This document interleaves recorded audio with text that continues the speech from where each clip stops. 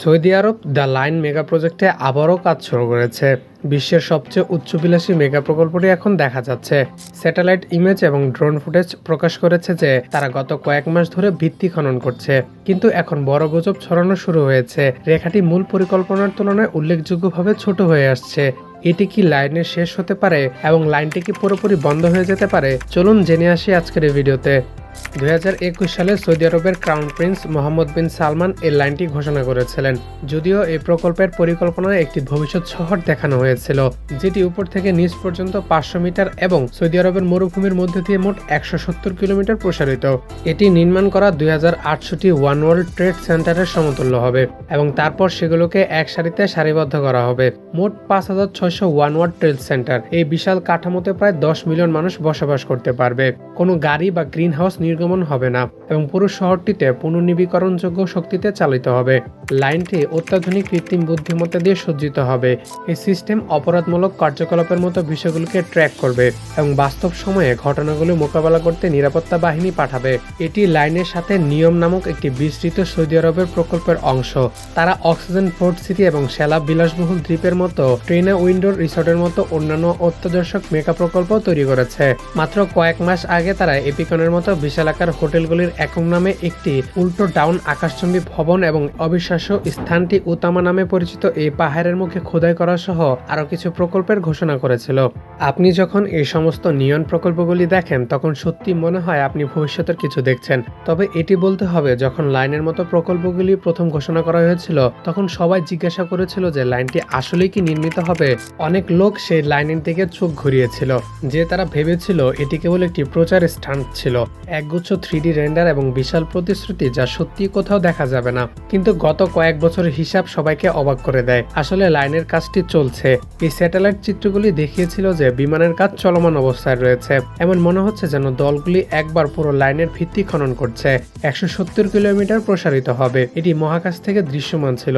যখন বাকি নিয়ম 2030 সালের মধ্যে শেষ হবে, যা লাইনের পরিকল্পনায় ছিল না। এই প্রকল্পটি পর্যায়ক্রমে সম্পন্ন হওয়ার কথা ছিল, যা নির্মাণে 30 বছর পর্যন্ত সময় লাগতে পারে। তবে সৌদি আরব 2030 সালের মধ্যে লাইনের কিছু অংশ শেষ করতে চেয়েছিল।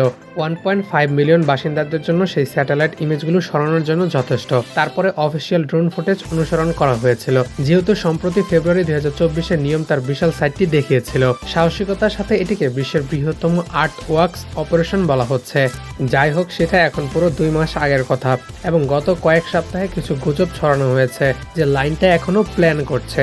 এখানে লোকেরা কি বলবে যে নিয়ম প্রকল্পটি ছোট্ট করতে এবং লাইনটিকে আরো ছোট কিছুতে পরিণত করতে বাধ্য করা হয়েছে। একটি তথাকথিত মিনি লাইন প্রায় 2.4 কিলোমিটার দীর্ঘ, যা মূলত প্রস্তাবিত দৈর্ঘ্যের মাত্র 2%, যা অন্য কথায় প্রায় 3 লাখ বাসিন্দাদের জন্য পর্যাপ্ত স্থান। সম্ভবত বিশেষজ্ঞরা ঠিক হতবাক হয়েছিলেন। মূল পরিকল্পনাগুলোর খুব উচ্চবিলাসী ছিল। আমরা দেখতে পাবো যে মিনি লাইনটি কেমন হতে পারে। তবে কেবল পরিষ্কার করার জন্য এই সাইটটিকে আনুষ্ঠানিকভাবে নিয়ম দ্বারা নিশ্চিত করা হয়নি। পরবর্তী এই বছরের এপ্রিলে ব্লুমবার্গ গল্পটি ভেঙে দিয়েছিল। তারা একটি অভ্যন্তরীণ উৎসের সাথে কথা বলার পরে প্রকল্প সম্পর্কিত কিছু গোপন নথি দেখেছে। মূল প্রকল্পটি আমাদের অঞ্চলে এই প্রকল্পটি $1 ট্রিলিয়ন ব্যয় হবে বলে আশা করা হয়েছিল, কিন্তু 2023 সালের সেপ্টেম্বর পর্যন্ত সৌদি আরবের পাবলিক ইনভেস্টমেন্ট ফান্ডে নিয়ম প্রকল্পের সবচেয়ে উল্লেখযোগ্য সমর্থক $20 বিলিয়ন কম উপলব্ধ ছিল। এটি বছরের মধ্যে তাদের সর্বনিম্ন ইনভেস্টমেন্ট, কারণ তারা নিয়মের জন্য এর থেকে বেশি ব্যয় করেছে। কিন্তু এখন শোনা যাচ্ছে তার মধ্যে আবার জেদ্দা টাওয়ারের কাজ শুরু করা হবে। এই টাওয়ারটি বিশ্বের সবচেয়ে উঁচু বিল্ডিং হওয়ার কথা ছিল, কিন্তু 2018 সালে প্রকল্পটি অর্ধেকেরও কম কাজ করার পর বন্ধ হয়ে যায়। জেদ্দার সাথে একগুচ্ছ আর্থিক সমস্যা ছিল, যার কারণে নির্মাণ কাজ বন্ধ হয়ে যায়। তবে নির্মাণ কাজ শুরু হতে চলেছে। এখন সে আর্থিক সমস্যাগুলি সাজানো হয়েছে। হয়তো লাইনের সাথে একই জিনিস ঘটতে পারে। সৌদি আরব ওই 2.4 কিলোমিটার দীর্ঘ প্রকল্পের অংশ নির্মাণ করবে। পরবর্তীতে প্রকল্পটি শেষ হতে পারে। যেমনটি আমরা বলেছি যে এগুলোকে ধাপে ধাপে গড়ে তোলার প্রথম থেকে পরিকল্পনা ছিল, কিন্তু জেদ্দা টাওয়ার ও লাইনের মধ্যে খুব গুরুত্বপূর্ণ পার্থক্য রয়েছে। জেদ্দা টাওয়ারের কাজ শেষ করতে মোট $1 বিলিয়ন বেশি খরচ হবে বলে আশা করা যায়। তবে লাইনটি শেষ করতে আপনাকে দেখানোর জন্য $1 ট্রিলিয়ন বেশি খরচ হবে। সৌদি আরব লাইনের মোটামুটি একই দামে আরো 1000টা জেদ্দা টাওয়ার তৈরি করতে পারে। যদি তারা ইতিমধ্যে একটি টাওয়ারের নির্মাণ কাজ করতে এতটুকু লড়াই করে, তবে তারা কিভাবে 1000 টাওয়ারের নির্মাণ কাজ চালিয়ে যাচ্ছে? তাই এখানে তাদের জন্য একমাত্র বিকল্প পদ্ধতি হচ্ছে প্রচুর বিদেশি বিনিয়োগ। স্পষ্টতই কেবলমাত্র গত কয়েক সপ্তাহে সৌদি আরবের সাংহাই এবং বেনজিকে নিম কর্মকর্তাদের পাঠিয়েছে, যেখানে তারা বিদেশি বিনিয়োগকারীদের আগ্রহ বাড়ার আশায় লাইনের ছবি এবং অ্যানিমেশন দেখিয়েছে। কিন্তু চীনে যা প্রয়োজন তা পেতে ব্যর্থ হওয়ার পরে বিনিয়োগকারীরা অপ্রস্তুত বোধ করে কোনো চুক্তিতে সম্মত হয়নি।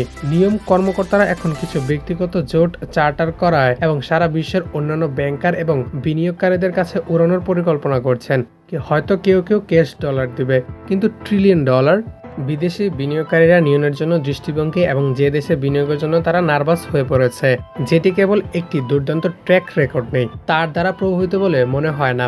যখন প্রকল্পগুলি সমাপ্ত করার কথা আসে তখন জেদ্দা টাওয়ার একটি ভালো উদাহরণ, এবং বাদশাহ আবদুল্লাহ অর্থনৈতিক শহর দেশের পশ্চিমে একটি শহর প্রকল্প যা 2005 সালে প্রথম ঘোষণা করা হয়েছিল, কিন্তু সঠিকভাবে শেষ না হলে এর উপরে অনেক বিনিয়োগকারী রাখা হয়।